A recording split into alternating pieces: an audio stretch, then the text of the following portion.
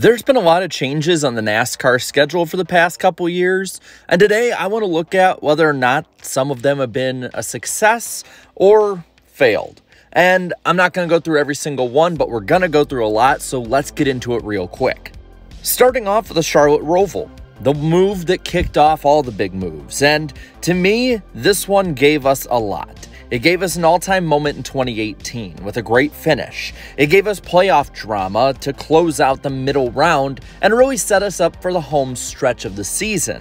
And it really helped at the track because it seems like attendance has been up for the Roval compared to the old oval race. Now, it's not perfect, and any day now it might be announced that it's the last year coming up next year, but it's made us miss the oval, and in general, even though it hasn't helped out as much as previously thought, it still has helped out in a lot of ways, so I'm going to say a success. Next up is the Daytona regular season finale. This has given this race, and as well as the final race of the playoffs, a sense of urgency. Playoff drama is there because nobody is safe. The 4th of July tradition is something me as an old school fan would want, but even I can admit that it was starting to grow a bit stale and starting to slip.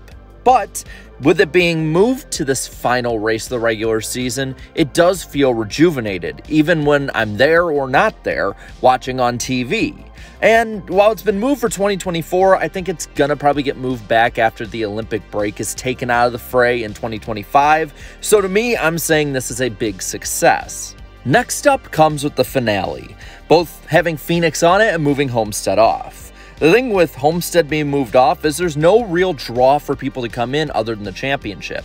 Yes, the racing's good, but the area is not prime for racing, and while it's better to be in the playoffs right now than be in the regular season, it just feels empty. And when you look at Phoenix, it's boring no matter what card you use. There's no hype at all for the finale going into it, and it really hasn't connected at all with fans. So for me, in the quickest way I can possibly say, this is a failure.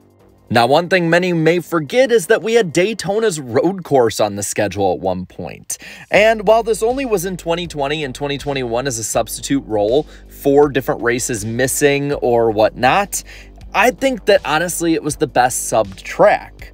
It really had good racing in all honesty, especially for road courses, that was highly viewed when it came to at least TV, probably not attendance, and it did seem like that it could be something that could work one day. It could be a track and a race that could draw in eyes and also have legitimately fun racing with it. And maybe one day if you brought it back, you could use this to extend speed weeks past just 5 days. So for me, I'm going to say while it's not on the schedule anymore, I still think this was a success. Maybe the most divisive one on this list is Bristol Dirt. Bristol Dirt was a big experiment, bringing the Cup Series to the dirt for the first time in decades. And it really helped bring NASCAR as well to a now yearly race on Easter. And while many fans may not like that, every sport has events on big holidays. NASCAR's no different. Now, it is being moved off to concrete again in 2024 and is not going to be on Easter. So while I personally would say it's a mild success, I think most would say it was a failure. Now, another really quick that I want to talk about when it comes to big changes that fundamentally change an event is the Clash, and more or less the Clash at the Coliseum.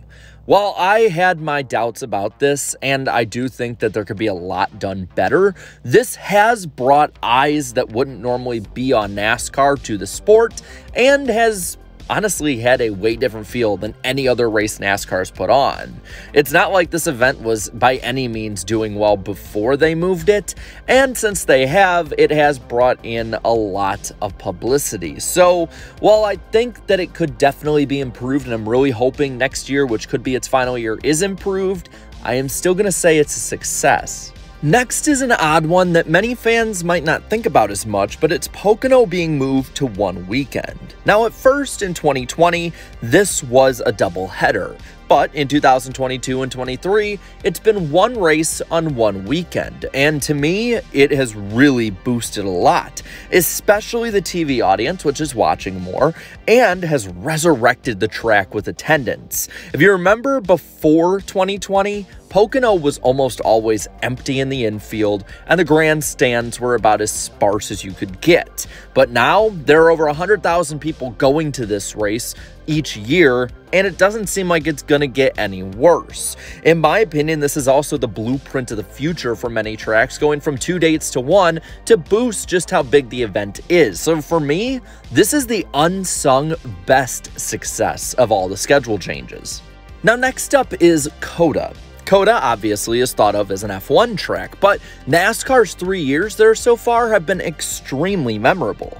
You have the Monsoon Race in 2021. While many would say it was a failure, being there in person, the crowd was way different than a normal NASCAR crowd, and it seemed like people enjoyed it. In 2022, you had great racing and an amazing finish. And in 2023, while you had a near cautionless race for a lot of it, there was still great racing and a good finish with it too.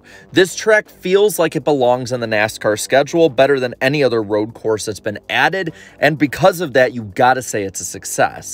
The Nashville Superspeedway is a track that's had an interesting history so far in the NASCAR Cup Series. It has improved each year. The first year had a lot of problems, but you still had a lot of good with it too with the crowd, as well as, for the most part, the racing. 2022 ran into weather problems, but you still had good racing as well, and that really contributed to 2023 having everything kind of ironed out and finally done well in person. And at home, it seemed like a lot of fun too, as for the first time in the race's history, I think they actually nailed the start time well, and I'm hoping they change it back to that for 2024. Going back to one of the many new road courses, we have the Indy Road Course. In 2021, this race was okay at best until the Wreckfest. Then in 2022, it just was a flat-out wreckfest and kind of an embarrassment to both Indianapolis and NASCAR. And in 2023, it had the best iteration yet, with no cautions after the first early one, and it seemed, in my opinion, to be a good race. Though many in the fan base didn't like it because they, well, don't have an attention span. I don't know, I thought it was good racing. But because the Brickyard's being brought back in 2024 after how hated it was and all the problems it had, I gotta say this race was a failure. Now up is Road America. Road America had 2 weekends of 100,000 plus people showing up, and a lot of people thought it was boring on TV. There was a huge disconnect between those at the track and those watching at home. I would know I was there both years, and I thought it was great racing and a lot of fun, but it seemed like on TV they weren't able to capture the battles or the great racing or any of it, and we ended up with kind of a stale show. It never seemed to have the connection between the two. And since they moved on after 2 years, and it sounds like they're not going to be racing next year at all in any series, though probably will be one day after that, I gotta say, unfortunately, as much as I loved it, it was a failure. Now, going away from new stuff and having new old stuff is going back to 2 Darlington dates.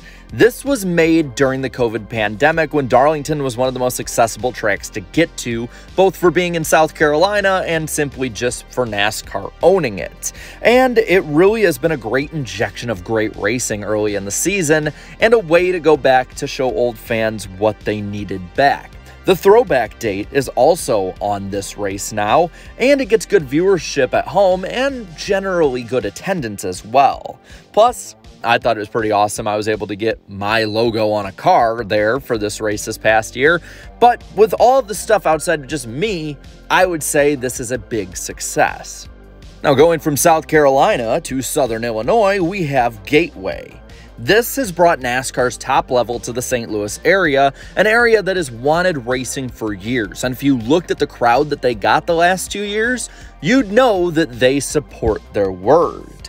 Plus, it was pretty good racing for the most part and good storylines brought out of it, and it feels like it's been on the schedule longer than 2 years and is a perfect fit for the schedule. So for that reason, you gotta say that Gateway so far has been a success. For our penultimate move about the schedule, we'll talk about Atlanta and the fact that it's a super speedway. Now, me and also plenty of the drivers were against this, and I'm not necessarily the biggest fan of it, but you have to admit it is boosted TV numbers and attendance numbers, and the racing has gotten better every single event they've had there since the reconfiguration. And while it's not something that we prefer, it might set the standard for what NASCAR does with mile-and-a-half reconfigurations and repaves. So I would say because of how big it's been for SMI and NASCAR, it's been a success.